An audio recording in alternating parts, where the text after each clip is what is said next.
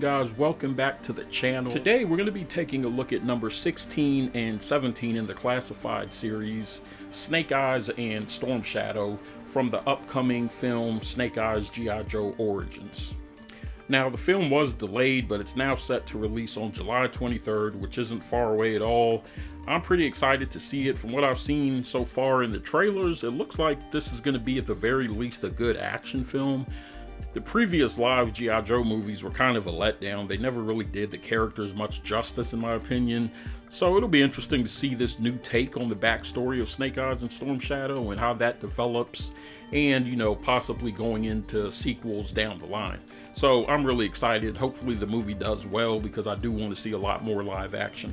Now, with these movie-based figures, you're going to notice there's a bit of a different style in terms of the proportions, and I'll be covering that more closely once we get into reviewing each individual figure. And also, at first glance, these figures may appear a bit bland. I know a lot of people weren't really excited for the movie figures, but it's really only until you take a close-up look that you really begin to appreciate the level of detail that's there. So hopefully, through the course of this video, I'll be able to point some of those things out. So let's go ahead and jump into the review, starting with the man himself, Snake Eyes. Okay, taking a look at Snake Eyes, we'll start out with the box. We get some nice artwork of Snake Eyes on the front. The insert of the box has the Arashikage clan symbol prominently displayed, and that looks good.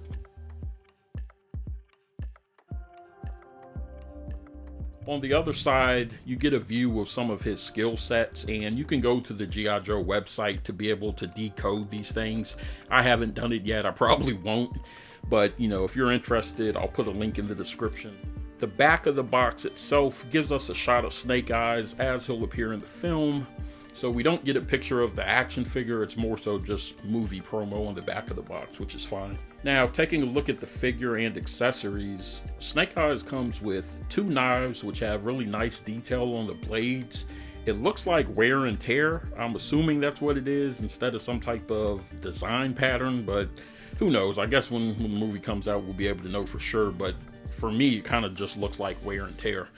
The sword has a nice metallic silver paint, and there's also molded design work. A sheath with paint apps is included.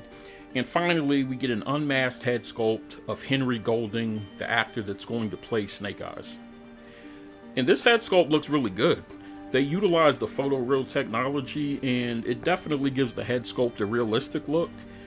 I think it's one of the highlights of the figure for me, which kind of seems a bit strange, I guess, because Snake Eyes is a character who we pretty much automatically associate with his iconic mask and the visor. But we're going to see a lot of Henry Golding in the film, so I like that they did a good job on the unmasked sculpt. And taking a look at the masked head sculpt, there's a lot of detail there, which looks really good. This level of detail is carried out throughout the figure. His suit is more of a futuristic ninja type look, more so than a military style. So it's clean, it's not bulky, doesn't have a lot of pockets or holsters or anything.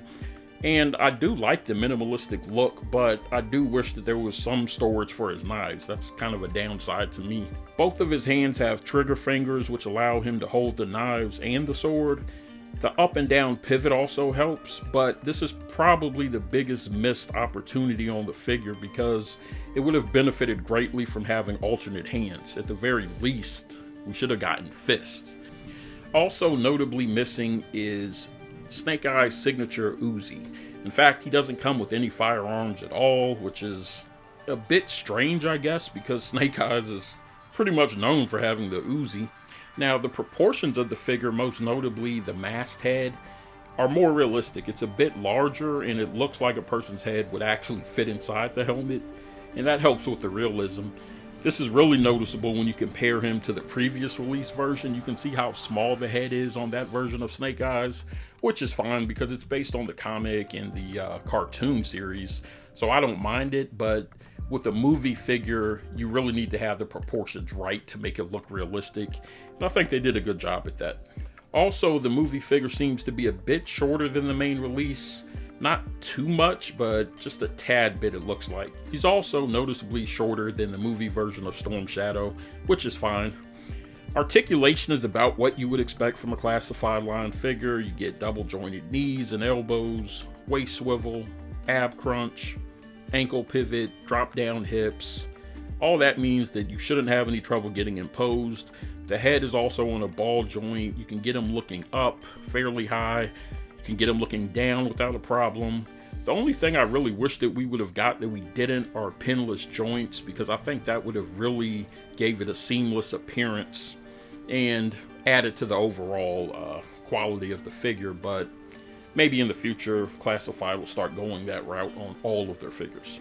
One thing that I noticed is that in some of the images, he has the Arashikage symbol on both shoulders, but the figure only has it on the left arm, so it's unclear if this was missed or if he just simply wears different suits in the film.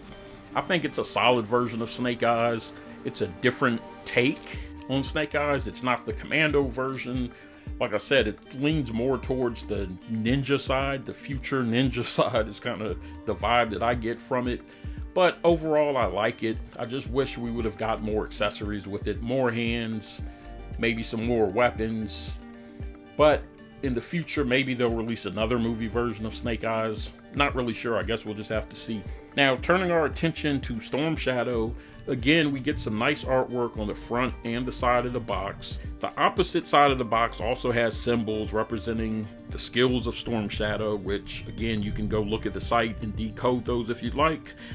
The insert also features the Arashikage symbol, but it has a black background. And the back of the box has the same film art as the Snake Eyes figure. Now, taking a look at the figure and accessories, Storm Shadow comes with 2 swords. One is longer than the other. I don't know the exact names of these. If you guys know, leave a comment letting me know what they are. And he also has a sheath backpack in which the swords can be stored, and you can peg those into his back. Both blades have nice paint apps and detail, and Storm Shadow has no trouble holding them. He has the same trigger finger hands, just like Snake Eyes has. Finally, we get the unmasked head sculpt of Andrew Koji, the actor playing Storm Shadow. And again, it looks good. It doesn't seem to be as accurate as the Henry Golding sculpt, but it still looks good. For some reason, this head sculpt just seems to look like an older guy versus what I've been seeing in the trailer, so I don't know. They did get the scar on his eye, that stands out. And, you know, once again, they used the photoreal technology and it paid off. There are a few misses on the paint if you look at it real close, but nothing too major. Overall, I'm happy with it. Now, just like Snake Eyes, the armor of Storm Shadow has a lot of intricate details that can be easily missed at first glance. But when you get up close, you see a lot of nice detail. The molding in the pants makes it look like, you know, they're a little baggy up top, and then the shin guards and knee pads are armored. It looks like he's wearing some type of kind of not necessarily a coat. I don't know what you would call it. You guys can let me know, but it looks like it's kind of a robe or something that he's wearing up top, but it's separated into a separate piece connected to the belt around his waist. And that's a pretty flexible piece of plastic. It doesn't get in the way too much. I think the cut could have went up a little bit higher, but overall, it's not too big of a deal. Now, the biggest thing with Storm Shadow is the color is an off-white. There's some silver details which help to break up the solid color, and that looks good. I'm not really sure why they went with this off-white color, because Storm Shadow is pretty much best known for sporting a bright white. I'm assuming they just wanted to put their own spin on things, and as long as it's film accurate, I personally don't have a huge problem with it. But if you were just to see this figure unboxed without any context, you wouldn't immediately think this is Storm Shadow. Now, there are also no alternate hands included, so again, that's a bit disappointing. The masked head sculpt looks good. It's probably my preferred between the two. Articulation, pretty much identical to Snake Eyes. You shouldn't have any issues getting him posed. The head looks up fine, but looking down, his chin tends to hit the collar a little bit, so that movement is hindered just a little. The legs have good movement, but like I said, that material that hangs down does kind of get in the way. The exclusion of pinless joints is more noticeable on this figure because of the lighter color. So hopefully at some point Hasbro implements the pinless joints, because it'll make a huge difference, especially on these light colored figures. So the movie version of Storm Shadow is pretty much the same height as the Amazon exclusive, and you can see how much they differ in the side-by-side shot. The Amazon exclusive definitely came with a lot more accessories. Overall, there's a lot of good detail with this figure, but it just doesn't say Storm Shadow to me. It kind of reminds me of an Articulated Icons Ninja, to be honest with you. I don't know if it's the color or what. I mean, the designs obviously are different, but it just strikes me as kind of a basic ninja figure, not so much Storm Shadow. So let me know in the comments what you guys think. Are you going to be getting these figures? I know a lot of people are really looking forward to the Scarlet figure. The Baroness doesn't look all that impressive to me, to be honest, but I am going to get her, so I'll reserve judgment until I get it in hand. Be sure to give this video a like if you enjoyed it. Also, subscribe if you haven't. Click the notification bell as I mentioned. Thanks for watching, guys. As always, thanks for your support, and I'll see you on the next video.